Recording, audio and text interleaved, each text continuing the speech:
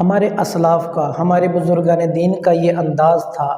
یہ طریقہ تھا، اذا سامع الاذان تارکوا کل شیء کانوا فیہ، جب اللہ تعالیٰ کی طرف سے بلاوا آتا، اذان ہوتی،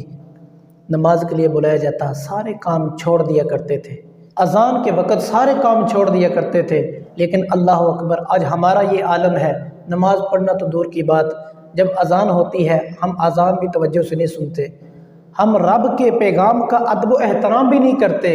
یاد رکھیے گا، عبادت، ریاضت، نماز، زکوٰۃ، صدقہ، خیرات، ذکر، اذکار، تلاوت قرآن، ان سب کا مقصد کیا ہے کہ ہمارا مالک و مولا، ہمارا رب ہم سے راضی ہو جائے، ہم کو جنت عطا فرما دے،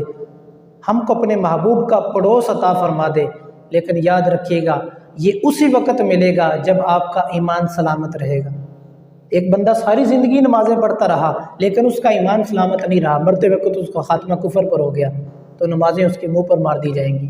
ایک بندہ ساری زندگی روزے رکھتا رہا، نفل و عبادت کے اندر اس نے زندگی گزار دی، لیکن ایمان دنیا سے سلامت لے کر نہیں گیا، اس کا سارا عمل اس کے منہ پہ مار دیا جائے گا۔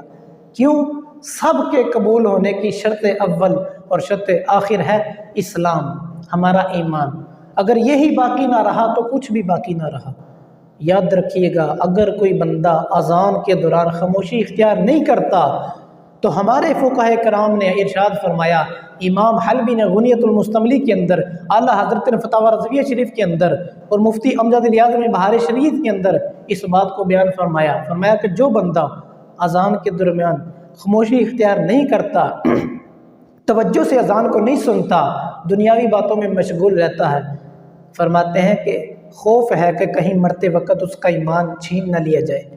کہ بندے تو قدر کیوں نہیں کرتا رب کے پیغام کا، رب کے فرمان کا۔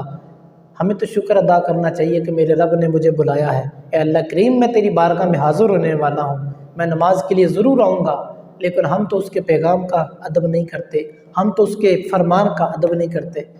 اللہ تعالیٰ کاش ہم سب کو